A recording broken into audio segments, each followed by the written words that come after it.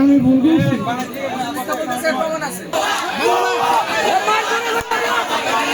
যে কঠোর শাস্তি হওয়া উচিত সেভাবে এই বিচারটা হয় নাই, আমি এই বিচারে সন্তুষ্ট না। আমি 3টা দিন যাবত আমি অপেক্ষা করছি যে দপ্তরি আর দপ্তরি ছেলে যায় যদি আমার পায়ে ক্ষমা চাইতো, ম্যাডাম আপনার কাছে আমার ভুল হয়েছে, আমাকে ক্ষমা করে দেন। তো শিক্ষক তো মনে করেন ছাত্রদের ক্ষমা করার জন্য, আমি কিন্তু তখন ঠিকই ক্ষমা করে দিতাম, আমি ঠিক থাকতে পারতাম না। ছাত্র ম্যামের নামে অনেক মিথ্যা কথা বলছে। মিথ্যা কথা বলার পরে ম্যাম শোনার পরে আর 2টা ম্যামকে নিয়ে ওই ক্লাসে ঢুকছে। তখন ম্যাম জিজ্ঞাসছে সব ছাত্রছাত্রীদের যে আমি কি তোমাদের কখনো বলছি যে তোমরা প্রাইভেট পড়লে আমি তোমাদের পাস করিয়ে দিব, আর তোমরা যদি কখনো প্রাইভেট না পড়ো তাহলে আমি তোমাদের পাস করাই দিব না।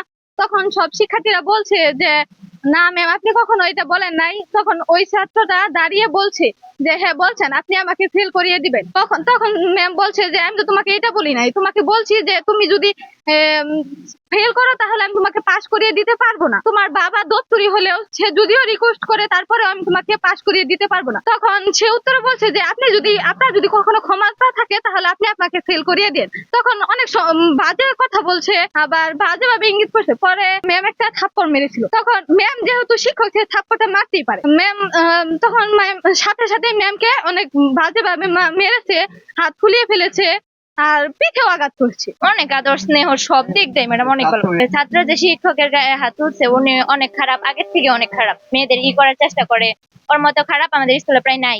আমরা বিচার চাই, ওরা অনেক কঠিন বিচার হোক। ওরে মানে মানে এত কঠিন যে বলার বাহিরে। উনি আসলো আইসা, আবার আমরা তার আগে শুনছি যে মেহেদী ম্যাডামের নামে অনেক বাজে বাজে কথা বলছে। ম্যাডাম নাকি ভালোভাবে পড়াইতে পারে না, ম্যাডামের কাছে প্রাইভেট না পড়লে পয়েন্ট দিবে না, পরীক্ষা পাস করবে না। এটা মেহেদী সবার কাছে ছড়াইছে। আমরা ভালোভাবে দিই নাই, গুরুত্ব দিই নাই। সবার কাছে সরছে, ম্যাডামের তো একটা মান সম্মানের বিষয়। পরে ম্যাডাম আসছে, আইসা সবার কাছে জিজ্ঞাসা করছে যে আমাদেরকে জিজ্ঞাসা করছে আমরা কি আমি কি এগুলা বলছি। আমরা পরে বলছি না ম্যাম আপনি তো এগুলো কিছু বলেন নাই। পরে মেহেদীর কাছে বলছে, মেহেদী আবার চোখ রাঙায় কথা বলছে। পরে ম্যাডাম বলছে চোখ রাঙায় কথা বলো কেন। পরে ম্যাম মেহেদী পরে বলছে আপনার কেন বলতে বলছে, তুই তার কি করে বলছে। পরে ম্যাম চর দিছে, ম্যামের চর খাইয়া পরে মেহেদীর সাথে সাথে হাত তুলছে, এমনকি পাকনায় ঘুষি দিচ্ছে, শরীরে অনেকভাবে হাত তুলছে। যে ঘটনাটা ঘটছে এটা বিগত 3-4 দিন আগে।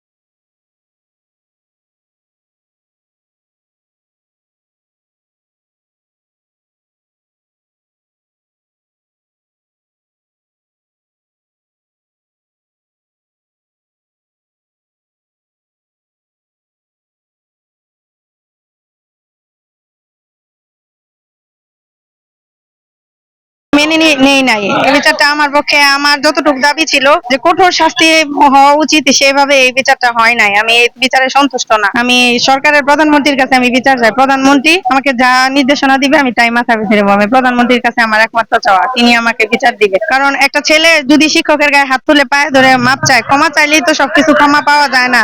আমার যে মান সম্মানটুকু গেছে, আত্মসম্মান, সেটা তো আমি আর ফিরে পাবো না।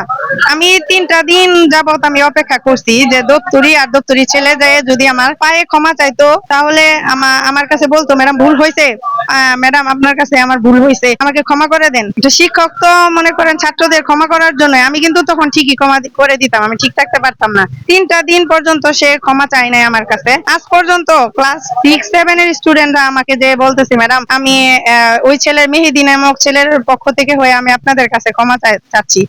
তারা চাইতে পারে, অথচ দপ্তরি যায় নিজে কখনোই দপ্তরি নিচু হইলো না, আমার কাছে বললো না যে আমার ছেলে অপরাধ করছে, ম্যাডাম আমাকে ক্ষমা করে দেন। সেই মুখ থেকে, তার নিজের মুখ থেকে এখন পর্যন্ত সে এই কথাটা বললো না এই পর্যন্ত। তাহলে আমি তাকে ক্ষমা তো করতে পারবো না। তার সে এটাই প্রশ্রয় দিছে, তার ছেলেকে বলছে মারার জন্য, গায়ে হাত তোলার জন্য। তাহলে ছেলে এতটুকু সাহস পাইতো না, লাইটা দিছে ছেলে।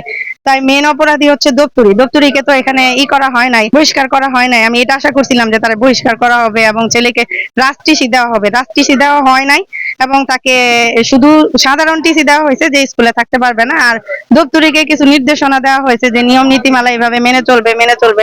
আমি এই প্রতিষ্ঠানে যদি থাকি, সেই দপ্তরি তো আমার বিরুদ্ধে আবার মিথ্যা এলিগেন্ট নিয়ে আসবে, যেহেতু একটা মিথ্যা এলিগেন্ট নিয়ে আসছে যে আমি প্রাইভেট পড়াই, বাণিজ্য করাই। আমার স্টুডেন্টরা ভালোবেসে আমার ক্লাস দেখে আমার কাছে যদি পড়তে যায়, তাহলে সেটা কি আমার দোষ?